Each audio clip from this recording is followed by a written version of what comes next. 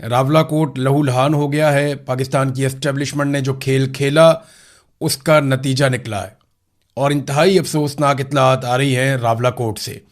यहाँ पे security forces के लोग जो हैं वो भी शहीद हुए हैं, आम शहरी बहुत बड़ी तादाद में शहीद हुए हैं और रात गए वहाँ पे कार्रवाई डाली गई जिसके नतीजे में ये सारा इंसिडेंट हुआ है। ये सारी तफसीलात भी मैं आपके सामने रखूँगा। दूसरा, गिलगित बल्तिस्तान के इलेक्शन के रिजल्ट्स भी अब हमारे सामने मौजूद हैं। एक तो ये कि जब रिज़ल्ट आ रहे थे और बड़ी तेज़ी से रिज़ल्ट आ रहे थे तो 10 बजे के आसपास रात के वक्त तब तक ये इतलात थी, 7, 8, 9, 10 बजे तक ये इतलात आ रही थी कि पाकिस्तान तहरीक इंसाफ और MWM के उम्मीदवार आगे चल रहे हैं, वो जीत रहे हैं और उनकी वाज़ेह अक्सरियत दिखाई दे रही थी। लेकिन उसके बाद नताइज रोक दिए गए। नताइज रोकना एक मरतबा फिर इस बात का सबूत है कि पाकिस्तान की मिलिट्री एस्टेब्लिशमेंट सारा कुछ करने के बावजूद अवाम को कायल करने में कामयाब नहीं हो सकी। और गिलगित बल्तिस्तान के लोगों ने ना सिर्फ अपनी मजबूरियों को एक साइड पे रखा, क्योंकि देखिए उनकी मजबूरी होती है कि उन्होंने वफाक में हुकूमत में मौजूद जमातों को वोट डालना होता है। वो पीपल्स पार्टी और PMLN को वोट डालेंगे तो उन्हें फ़ंड मिलेंगे, उनका इलाका चलेगा, उनके कारोबारी ज़िंदगी, उनके मामला चलेंगे। और अगर वो अपोजिशन को वोट डाल देंगे तो उन्हें कोई फ़ायदा उससे नहीं मिलेगा। और ये उनको दिखाई भी दे रहा है कि जब तक पाकिस्तान में ये सेटअप है या मिलिट्री एस्टेब्लिशमेंट इस रविश पे कायम है तब तक वो पाकिस्तान तहरीक इंसाफ को आने भी नहीं देंगे। इसके बावजूद गिलगित बल्तिस्तान के लोगों ने हैरान कर दिया। जितने बड़े पैमाने पर वो निकले, उन्होंने निकल कर वोट डाला। इसकी तवक्को ना पीपल्स पार्टी को थी ना PMLN को थी। तो टर्न आउट ज़्यादा होने का फ़ायदा पाकिस्तान तहरीक इंसाफ को होना था, वो हुआ। ख़वातीन ने हैरान किया, बड़ी तादाद में ख़वातीन ने निकल कर जो वोट डाला वो पाकिस्तान तहरीक इंसाफ को उसका फ़ायदा हुआ। और जैसे एक खामोश वोटर थे जो बता नहीं रहे थे कि वो यहाँ वोट करेंगे या वहाँ वोट करेंगे, उन्होंने काफ़ी चीज़ें तब्दील कर दी। सारा दिन गहमा गहमी जो है वो हम पाकिस्तान तहरीक इंसाफ के कैंप्स में देखते रहे और हु का आलम था PMLN के कैंप्स में ख़ास तौर पे। पीपल्स पार्टी के लोग तो फिर भी दिखाई दे जाते थे और वो पता चलता था कि पीपल्स पार्टी की गहमा गहमी हो रही है, उनकी एक पोलिटिकल एक्टिविटी चल रही है। लेकिन PMLN के कैंप्स में नवाज शरीफ के जाने के बावजूद, यानी नून लीग ने अपना सबसे तगड़ा मोहरा मैदान में उतारा था, तो अमली तौर पे तो वो अब पाकिस्तान मुस्लिम लीग नून जो है वो आसिम मुनीर साहब की पार्टी है। नवाज शरीफ साहब तो बराए नाम ही अब उसके सरबराह रह गए हैं, अब उनकी तो हैसियत कोई नहीं है। लेकिन नवाज शरीफ को मैदान में उतारने के बावजूद कोई कामयाबी नहीं हुई और नवाज शरीफ साहब ने जो कुछ किया उसके बाद एस्टेब्लिशमेंट की जानिब से जो सख्त पैगाम आया मियाँ नवाज शरीफ साहब के लिए, और वो सख्त पैगाम मौसूल करने के बाद मियाँ साहब को वहाँ से निकाला गया और उनके प्रोग्राम कैंसिल किए गए। फिर मियाँ साहब को पाकिस्तान से बाहर भिजवा दिया गया और मियाँ साहब के प्रोग्राम कैंसिल होने के बावजूद और मियाँ साहब के वहाँ जाने के बावजूद, बहुत सारे वादे और दावे करने के बावजूद, गिले शिकवे करने के बावजूद, रोना धोना करने के बावजूद गिलगित बल्तिस्तान के लोगों ने मुस्लिम लीग नून को रिजेक्ट किया है और मुस्लिम लीग नून तो दूसरे नंबर पे भी नहीं आई। जबकि पाकिस्तान पीपल्स पार्टी को कुछ ना कुछ करके जितवाने की कोशिश की जा रही है। पीपल्स पार्टी ने इस मरतबा एक नया काम किया, वो ये कि रोला भी डालो और इलेक्शन में सीटें भी लो। यानी वो रोला भी डालते थे कि ये गलत हो रहा है, वो गलत हो रहा है, यहाँ धांधली हो रही है, वहाँ धांधली हो रही है, ये ज्यादती हो रही है, वो ज्यादती हो रही है। रोला भी डालते थे ताकि वो विक्टिम अपने आप को साबित करे। पुराना तरीका वारदात है इनका। इसी तरह ये भुट्टो के नाम के ऊपर वोट लेते हैं जरदारी सारे मिलके। तो पीपल्स पार्टी जो है वो रोना धोना भी करती रही और साथ में उन्होंने फार्म 47 वाली कार्रवाई भी डाली। जबकि PTI के जो उम्मीदवार जीत रहे थे, खासतौर पे जो खालिद खुर्शीद की वालदा है, वो बड़ी वाज़ेह अक्सरियत से वो आगे चल रही थी और वो इलेक्शन जीत रही थी। लेकिन फिर उनको हरवा दिया गया इलेक्शन। और खालिद खुर्शीद की वालदा को हराना बहुत ज़रूरी था एस्टेब्लिशमेंट के लिए, क्योंकि इसमें एक पैगाम था। जैसे उस्मान डार की वालदा को हराया गया, जैसे यास्मीन राशिद साहिबा को हराया गया, जैसे परवेज़ इलाही की अहलिया को इलेक्शन हरवाया गया, ईमान ताहिर सादिक जो हैं उनको भी ऐसे ही इलेक्शन हराया गया, और बहुत सारी खवातीन हैं जिनके साथ इलेक्शन में बड़ी ज्यादती की गई है। रावलपिंडी से कुछ खवातीन खड़ी हुई, कुछ पंजाब से खड़ी हुई, तो इनको ज़बरदस्ती इलेक्शन हरवाया गया था। ऐसे ही खालिद खुर्शीद की वालदा को भी इलेक्शन हरवाया गया। पाकिस्तान तहरीक इंसाफ ने, इमरान खान साहब ने जेल में रहते हुए भी वो कामयाबी हासिल की है कि एस्टेब्लिशमेंट के पसीने छुड़वा दिए। वो कि उन्होंने अपना टारगेट बंद कमरों में हासिल कर लेना होता है। मैदान में पाकिस्तान की एस्टेब्लिशमेंट को एक मरतबा फिर शिकस्त हुई है और पाकिस्तान के अवाम ने, गिलगित बल्तिस्तान के गयूर लोगों ने, इसके बावजूद कि उनका सिलसिला चलता ही नहीं है जब तक वो वफाक के साथ शामिल ना हो, इसके बावजूद उन्होंने ये कुर्बानी दी है और उनकी ये सोच है कि हमने वोट एस्टेब्लिशमेंट की मर्जी के खिलाफ देना है। तो ये बहुत बड़ी बात है। और अगर यहाँ पे 2 नंबरी ना की जाती तो पाकिस्तान तहरीक इंसाफ सबसे बड़ी जमात हो सकती थी इन इंतखाबात के नतीजे में। अच्छा, इसमें अब पाकिस्तान तहरीक इंसाफ के लोगों ने मुतालबा किया बैरिस्टर गौर से कि आप आएँ और विक्ट्री स्पीच दें, लेकिन बैरिस्टर गौर ने ऐसा नहीं किया। सलमान अकरम राजा साहब ने यह अनाउंस कर दिया था कि हमें भारी अक्सरियत मिल रही है और तमाम लोगों को मैं मुबारकबाद देता हूँ, लेकिन विक्ट्री स्पीच पाकिस्तान तहरीक इंसाफ ने अब नहीं की। और अभी तक जब मैं ये वीलॉग रिकॉर्ड कर रहा हूँ तो नताइज तब्दील करने का सिलसिला जारी है, और मुझे ऐसा लगता है कि जब मुकम्मल रिजल्ट आएंगे तो सूरत हाल बदल गई होगी।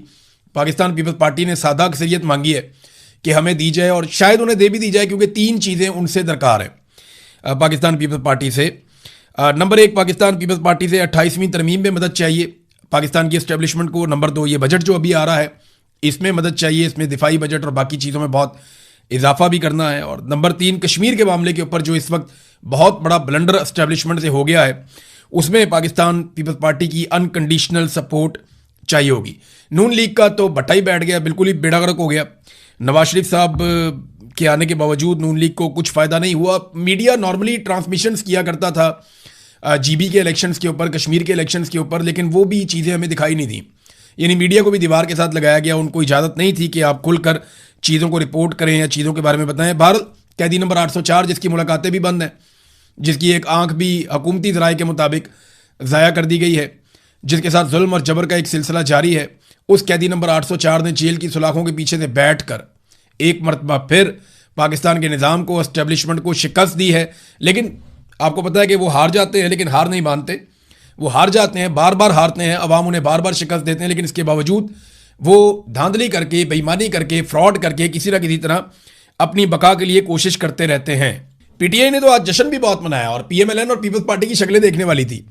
आज से चंद दिन पहले जिस तरह ये एक दूसरे को गालियां दे रहे थे, एक दूसरे को बुरा भला कह रहे थे, वो कह रहा था तू करप्ट है, वो कह रहा था तू करप्ट है, वो कह रहा था लाहौर बर्बाद हो गया, वो कह रहा था कराची बर्बाद हो गया, वो कह रहा था तुम लोगों ने ये खाया वो किया, तुमने बेनजीर इनकम सपोर्ट प्रोग्राम में करप्शन की, वो कह रहा था तुमने बिजली के कारखानों में करप्शन की, वो कह रहा था तुम्हारी हुकूमत जाली है, वो कह रहा था तुम फॉर्म 47 के ऊपर आए हो। एक दूसरे को बुरा भला कह रहे थे, लेकिन जैसे ही पोलिंग का वक्त खत्म हुआ तो ये सारे इकट्ठे होकर बैठ गए, और इनकी शक्लों के ऊपर 12 बजे हुए थे। तस्वीर आप देखें, यानी इनकी शक्लें बता रही हैं कि इनके साथ क्या हुआ। उधर पाकिस्तान तहरीक इंसाफ के आप देखें प्रोग्राम, वो जश्न मना रहे हैं उसके बाद कि हमने इलेक्शन जीत लिया, अब रिजल्ट ये जो भी करें। अब देखना यह है कि गिलगित बल्तिस्तान के लोग और पाकिस्तान तहरीक इंसाफ की क़यादत इसके ऊपर किस तरह का रद्दअमल देती है। जिस तरह एक मरतबा फिर उनका इलेक्शन, चलो पूरा चोरी नहीं हुआ तो बहुत बड़े पैमाने पे उनका इलेक्शन चोरी हो गया है, देखते हैं वो इसके ऊपर किस किस्म का रद्दअमल देते हैं। नाज़रीन, अब चलते हैं आज़ाद कश्मीर की सूरत हाल पे, जो इंतहाई अफसोसनाक है, और बहुत ही तशवीशनाक खबरें जो हैं वो आज़ाद कश्मीर से आ रही हैं। रावलाकोट ये एक ऐसा इलाका है जहां से बड़ी सख्त मुज़ामत होती है हमेशा, और यहाँ के लोग बड़े सख्त जान हैं, बड़े मजबूत लोग हैं और बड़े बहादुर लोग हैं। इनके बहुत सारे लोगों ने बड़ी बड़ी कुर्बानियाँ भी दी हैं पाकिस्तान के लिए और कश्मीर के लिए। अब ये रावलाकोट के अंदर पहला इंसिडेंट होता है जहाँ पे उमर नज़ीर कश्मीरी को गोली मारी जाती है, उनको ज़ख्मी किया जाता है गोलियाँ मार के, और उनके एक साथी शाहजेब को कत्ल कर दिया जाता है, और उनकी शहादत के साथ कुछ और लोग ज़ख्मी हो जाते हैं। फिर नमाज जनाजा का एक मामला खड़ा होता है, लोग CMH के बाहर एहतजाज कर रहे हैं, और अचानक से चारों तरफ से सिक्योरिटी फोर्सेस ने घेरना शुरू कर दिया, और उसके बाद लाइटें बंद कर दी गई। जिस तरह 26 नवंबर को लाइटें बंद हो गई थी डी चौक में, इसी तरह लाइटें बंद कर दी गई, और फिर फायरिंग का सिलसिला शुरू होता है। अभी बहुत सारे ऐसे मनाजिर आ रहे हैं जो बड़े हौलनाक हैं, और इतने हौलनाक मनाजिर हैं और ऐसी ऑडियोज़ हैं और इस तरह की वीडियोज़ आ रही हैं कि मैं आपको दिखा भी नहीं सकता। यानी मैं खुद वो देख रहा था तो मैं नहीं देख पा रहा था कि इस किस्म की बर्बरियत क्या आज़ाद कश्मीर में हो सकती है। हम मकबूजा कश्मीर में कभी ऐसी चीज़ों की तवक्को नहीं कर रहे थे जो आज़ाद कश्मीर में हो गया है। अहमद फरहाद साहब की टाइमलाइन से मैं एक चीज़ आपको पढ़ के सुनाता हूँ, क्योंकि उनका ताल्लुक कश्मीर से है और डायरेक्टली उनके बहुत सारे दोस्त उस एहतजाज में वहाँ पे शामिल हैं। तो वो बताते हैं कि रावलाकोट से जिन मकामी लोगों और सहाफ़ियों से बात हुई और जिन दर्जनों लोगों के मैसेजेस मुझे मिले, उनके मुताबिक हज़ारों मुजाहिरीन पर 1 घंटे से ज़ायद जारी रहने वाले ऑपरेशन में खुदकार हथियारों से शदीद फायरिंग की गई। ये बहुत सारे मैसेजेस मुझे भी आए हैं, बहुत सारी वीडियोज़ भी आई हैं, और मैं हैरान हो रहा था उन्हें देखकर। अहमद फरहाद उन्हीं की बात कर रहे हैं शायद। उन्होंने कहा जी खुदकार हथियारों से शदीद फायरिंग की गई है, जबकि इस दौरान मुसलसल हेलीकॉप्टर भी फिजा में परवाज करते रहे। ऐनी शाहिदीन के मुताबिक धरने के मुकाम पर उस वक्त दर्जनों शदीद जख्मी मौजूद हैं, जिन्हें उठाने वालों को भी सीधी गोलियां मारी जा रही हैं, और जिनमें से अक्सर के बारे में यह खदशा जाहिर किया गया है कि वो मर चुके हैं। बात करने वालों ने यह भी दावा किया है कि ऑपरेशन में हेलीकॉप्टर का भी इस्तेमाल किया गया, जबकि ऑपरेशन के बाद लाशें भी गायब की जा रही हैं। ये वो गैर मुसद्दका इतलात हैं जो तवातर से मुख्तलिफ लोगों की जानिब से मुझे मिली हैं और मुख्तलिफ सोशल मीडिया प्लेटफॉर्म्स और ग्रुप्स में शेयर हो रही हैं, लेकिन चूंकि मैं वहां मौजूद नहीं लिहाजा किसी खबर की तस्दीक नहीं कर सकता। फिर उन्होंने बताया कि दिल्ली इंतजामिया से रब्ता करने की कोशिश की, वो कुछ और सहाफ़ियों ने भी कोशिश की, लेकिन उनकी तरफ से मौक़िफ़ कोई नहीं आया। और ये इतलात इतनी बड़ी तादाद में और शिद्दत से मुझ तक पहुंची हैं कि अगर इनकी तस्दीक नहीं की जा सकती तो इनसे मुकम्मल तौर पर इनको नज़रअंदाज भी नहीं किया जा सकता। ये ऐसे ही हो रहा है। वीडियोज आ रही है, इंफॉर्मेशन आ रही है, जो लोग वहां मौजूद हैं वो क्लेम कर रहे हैं कि दर्जनों लोगों को गोलियां लग गई हैं और वो 20 से ज्यादा शहादतों का क्लेम कर रहे हैं। उनका दावा है कि इससे ज्यादा लोग शहीद हो गए। मैं बड़ा मोहतात होकर आपको ये नंबर बता रहा हूं। वो कह रहे हैं जी बहुत सारे लोगों को गोलियां लगी। खबर एक आ गई थी मीडिया में, पहले 7 लोग शहीद हो गए, लेकिन उसके बाद एकदम खबर आना बंद हो गई। मीडिया को मना कर दिया गया कि आपका कोई ब्लैकआउट है, मुकम्मल तौर पर आप वहां पर नहीं दिखा सकते कि आजाद कश्मीर में क्या हो रहा है। और इतना खौफनाक, यानी वो कहते हैं मेरा दिल और दिमाग इन इतलात की तस्दीक करने से कासिर है, लेकिन जिस तरह से ये इतलात पहुंच रही हैं वो इंतहाई परेशान कुन और तकलीफ दें हैं। मुतअद्दिद ज़राए के मुताबिक इस मुबैना खूनी ऑपरेशन के बाद इस वक्त शहर का इलाका मुकम्मल तौर पर सिक्योरिटी फोर्सेज के कंट्रोल में है। देखिए, कर्फ्यू जैसी एक सूरत हाल वहां पर आज़ाद कश्मीर में मौजूद है।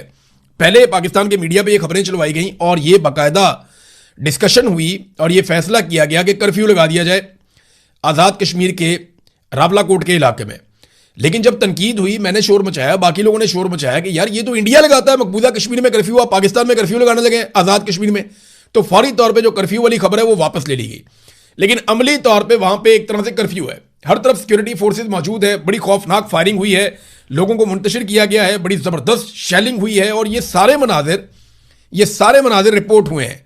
कश्मीरी सहाफ़ी हैं काशिफ मीर साहब, वो जो है उन्होंने रिपोर्ट किया कि रावलाकोट शहर पर सिक्योरिटी फोर्सेज का मुकम्मल कंट्रोल, रात के वक्त ग्रैंड ऑपरेशन में 20 से जायद नई अमवात की गैर मुसद्दका इतलात उनके पास भी हैं।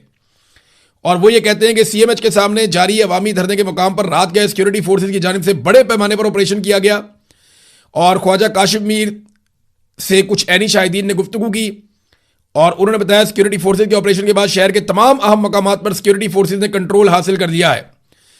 बहुत सारी नई अमवात हुई हैं और दर्जनों जख्मियों की इतलात सामने आ रही हैं। ताहम सरकारी सतह पर इन दावों की तस्दीक अभी तक नहीं हो सकी है, यानी सरकार उसकी तस्दीक नहीं कर रही, जबकि सरकार ये कह रही है कि 4 सिक्योरिटी एहलकार जो हैं वो जाँ बहक हुए हैं। अच्छा, इन 4 सिक्योरिटी एहलकारों में से एक जो सिक्योरिटी एहलकार हैं वो एक सब इंस्पेक्टर हैं जिनका ताल्लुक आज़ाद कश्मीर के तत्ता पानी के इलाके से है और इनका नाम है सरदार अनायत। ये इनके कुछ रिश्तेदार जो हैं या बरतानिया में भी रहते हैं और ये बड़े ज़बरदस्त आदमी हैं, बड़े बाउसूल आदमी थे। इनके बारे में इनकी फैमिली के लोग ये बता रहे हैं, इनके दोस्त ये बता रहे हैं। उनका ये क्लेम है कि इंस्पेक्टर साहब ने, सब इंस्पेक्टर साहब ने अपने दोस्तों से और बाकी लोगों को, आसपास पुलिस वालों को, सबको पता था कि इन्होंने मुजाहिरीन पर गोली चलाने से इनकार किया था और उसके बाद ये शहीद हो गए। अब क्लेम इनके जो साथी हैं या करीबी लोग हैं उनकी जानिब से यह किया गया कि इनको मुजाहिरीन की जानिब से गोली नहीं मारी गई। तो क्या इनको सिक्योरिटी फोर्सेज की जानिब से गोली मारी गई है? यहां बरतानिया में एक जर्नलिस्ट हैं, कश्मीर से उनका ताल्लुक है, उन्होंने ये खबर भी दी है और उनका ये दावा है कि ये गोली जो है वो चलाई गई है सिक्योरिटी फोर्सेज की जानिब से और उनकी गोली से ये सब इंस्पेक्टर शहीद हुए हैं। अब ये मामला अजीबोगरीब किस्म का बन गया। हम तो कश्मीर पाकिस्तान की शारग है ये नारा लगाते थे, लेकिन शारग वाले नारे से हम दहशतगर्द तक कैसे पहुंच गए? ये बयानिया इंतहाई खतरनाक है। हम भारत में जिस तरह की खबरें हम पढ़ा करते थे मकबूजा कश्मीर को लेकर, उसी तरह की खबरें अगर हमें आज़ाद कश्मीर से मिलेंगी तो ये इंतहाई अफसोसनाक होगा। शौकत नवाज मीर साहब के घर पे छापा मारा गया और इंतहाई ज्यादती की गई। उनकी बहन को पकड़ के घसीटा गया, उनके बहनोई को गायब कर दिया गया, उनके कुछ और मुलाजमीन है घर के, कोई रिश्तेदार हैं नवीद मीर, उनको भी अगवा कर दिया गया। प्रोफेसर वाजिद अजीज़, ये इनको भी वहाँ से अगवा कर दिया गया और शौकत नवाज मीर जो है वो नहीं मिले। उनकी बहन प्रोफेसर नाज़मीन हबीब मीर जो है उनकी बहन है, उनके साथ बदतमीजी की गई और उन्हें फर्श के ऊपर घसीटा गया। ये वाकयात बहुत अफसोसनाक है। शौकत नवाज मीर साहब का एक नामालूम मकाम से पैगाम भी आया है, वो पैगाम मैं आपके सामने रखता हूँ कि वो क्या कह रहे हैं। बिस्मिल्लाहिर्रहमानिर्रहीम। मैं शौकत नवाज मीर, मेंबर जम्मू कश्मीर ज्वाइंट अवामी एक्शन कमेटी, इस वक्त अपने तमाम ओवरसीज भाइयों से मुखातिब हूं और स्पेशली मेरी आज उनसे ये रिक्वेस्ट होगी, बल्कि मैं ये कहूंगा कि मेरी इसको आखिरी रिक्वेस्ट समझें, क्योंकि आपने पहले दिन से जम्मू कश्मीर ज्वाइंट अवामी एक्शन कमेटी में जिस तरीके से रियासत के लोगों को सपोर्ट किया, चाहे वो जानी था, माली था या सोशल मीडिया के ऊपर के एक महाज था, हम आपका जितना शुक्रिया अदा करें कम है। लेकिन आज का मेरा ये वीडियो बयान, वीडियो क्लिप आपसे स्पेशली ये इस्तदा करता है कि क्योंकि यहाँ पे रियासत जबर पे आ चुकी है, रियासत ने हमसे तमाम वसाइल हमसे छीन लिए हैं, रियासत ने रियासत के अंदर कत्लेआम जो है वो शुरू कर दिया, रावला कोट के अंदर हमारी कीमती जानें जो है जाया हो गई हैं। इसी तरीके से पूरी रियासत के अंदर से लोगों को घरों से, दुकानों से राह चलते उठाया जा रहा है कि ये वो एक माहौल पैदा कर दिया गया कि आपको दुश्मन और अपने के अंदर अब फर्क करना बड़ा मुश्किल हो गया। लिहाजा मेरी तमाम ओवरसीज भाइयों से अपील है कि रियासत के जिस जगह से आपका तल्लक है, आप लोगों की जिम्मेदारी बनती है, ये कौमी फरीजा आप पे बन चुका है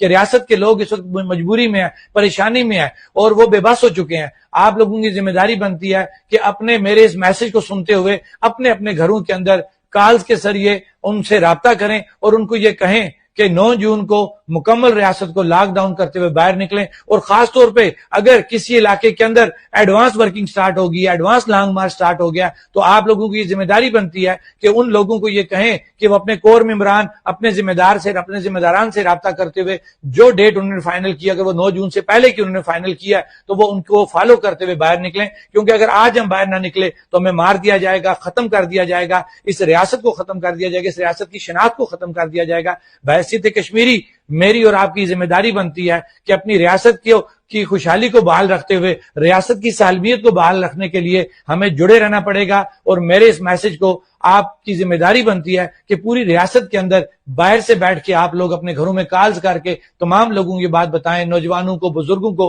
कि जम्मू कश्मीर ज्वाइंट अवामी एक्शन कमेटी के हर मैसेज को फॉलो किया जाए। ये शौकत नवाज मीर साहब की आपने बात की, उन्होंने एक जुमला बोला कि रियासत की शनाख्त। अब देखिए, पाकिस्तान में एक नया मुतालबा शुरू हो गया है और ये मुतालबा वो लोग कर रहे हैं जो PMLN या मिलिट्री एस्टेब्लिशमेंट के करीब हैं। तो इसका मतलब ये है कि इसके ऊपर भी डिस्कशन हो रही है कहीं पे। मुतालबा ये किया जा रहा है कि आज़ाद कश्मीर को पाकिस्तान का हिस्सा करार दे दिया जाए। देखिए, मेरे ख्याल में ये अक़वाम मुत्तहिदा में और आलमी सतह पर अपने केस को तबाह करने की एक साजिश हो सकता है। आप ये कैसे कर सकते हैं? मकबूजा कश्मीर वाला आपका मुकदमा ही खत्म हो जाएगा अगर आपने आज़ाद कश्मीर को पाकिस्तान का हिस्सा डिक्लेयर कर दिया। आप तो ये कहते हैं कि कश्मीर का फैसला कश्मीरी करेंगे और इस्तिस्वाब राय के जरिए होगा, अक़वाम मुत्तहिदा की करारदाद के मुताबिक होगा। अगर आप ये कर देते हैं तो नरेंद्र मोदी की तो जीत हो जाएगी, भारत तो जीत जाएगा अपने मौक़िफ़ में कि जनाब हमारे पास जो कश्मीर है वो हमारे पास है, जो आपके पास है वो आपके पास है। और जनरल बाजवा दर्जनों सहाफ़ियों को ये ख्वाहिश का इजहार कर चुके हैं कि भूल जाओ कश्मीर को, अब जो हमारे पास है वो हमारे पास है, जो उनके पास है वो उनके पास है। जनरल बाजवा गोलमोल करके ये बात कई मरतबा कह चुके हैं और उसके बाद से अब तक हम देख रहे हैं कि वही पॉलिसी चल रही है। तो ये जो ख्वाहिश का इजहार किया जा रहा है, मेरे ख्याल में ये पागलपन है। ये कश्मीरियों की जो 70-80 साल की जिद्दोजहद है उसको तबाह करने की कोशिश है। ये कश्मीरियों का एक प्रॉब्लम आपको समझ नहीं आ रहा, वो हार नहीं मानते, वो लड़ते रहते हैं। इंडिया ने 10 लाख फौज दाखिल की हुई है मकबूजा कश्मीर में, वहां पे वो आज तक हार नहीं माने, आज भी वो लड़ते रहते हैं, टक्कर मारते रहते हैं, लड़ाई करते रहते हैं। तो यहां पर आपने एक नया महाज खोल लिया है। एक महाज आपने बंगालियों के साथ खोला, फिर बरूचों के साथ खोला, फिर मुहाजिरों के साथ खोला, फिर पश्तूनों के साथ खोला, कबायलियों के साथ खोला। अब एक महाज आपने आज़ाद कश्मीर में आके खोल दिया और जो GB में आपने कर दिया वहां का नौजवान भी आपसे नाराज हो जाएगा। तो पाकिस्तान में एक के बाद एक महाज खोला जाता है। गुज़िश्ता चंद सालों में जो कत्लेआम हुए हैं उनमें 9 मई 2023 को एक कत्लेआम हुआ पाकिस्तानियों का, एक कत्लेआम हुआ 2024 में 26 नवंबर को पाकिस्तानियों का, एक कत्लेआम आज़ाद कश्मीर में इससे पहले हो चुका है, एक कत्लेआम तहरीक लब्बैक के कारकुनों का बड़े पैमाने पर मुरीदके में हो गया था और अब एक कत्लेआम दोबारा से रावला कोट में हो गया है जिसमें यह कहा जा रहा है कि लाशें छुपाई जा रही हैं। मालूमात देखें हमें तब मिलेंगी जब ज्वाइंट अवामी एक्शन कमेटी कोई मौक़िफ़ देगी और बताएगी कि कितने लोग शहीद हुए और कितने लोग जख्मी हुए। जब मकामी सतह से इंफॉर्मेशन आएगी तो फिर हम कुछ कह पाएंगे। जो ओवरसीज पाकिस्तानी है कश्मीरी, वो बहुत गम और गुस्से में है, वो राब्ता कर रहे हैं लगातार और वो एक दूसरे के साथ जुड़े हुए हैं। मुझे ऐसा लगता है कि पूरी दुनिया में जहां जहां कश्मीरी मौजूद हैं वो बड़े जोरदार तरीके से आवाज़ उठा भी रहे हैं और आगे उठाएंगे। तो पाकिस्तान की रियासत के लिए इससे बदनामी है, कोई फ़ायदा नहीं है, नेक नामी नहीं है। हम कश्मीर पे अपना केस कमज़ोर कर रहे हैं। और देखें ये 12 नशिस्तें जो हैं मुहाजिरीन की, ये मामला क्या है? ये नशिस्तें को बुरी बात तो नहीं है, ये तो आपने सिंबॉलिकली दिया हुआ था और बड़ी अच्छी बात थी। लेकिन इन नशिस्तों को पाकिस्तान की एस्टेब्लिशमेंट ने जिस तरीके से हुकूमतें गिराने और बनाने के लिए इस्तेमाल किया, जिस तरह से अपनी कठपुतली सरकार बनाने के लिए हमेशा इन नशिस्तों को इस्तेमाल किया, इन नशिस्तों के गलत इस्तेमाल ने इनको खत्म करने का मुतालबा शुरू करवा दिया। अब वो कहते हैं इनको खत्म करो भाई, इनका हमेशा गलत इस्तेमाल किया जाता है।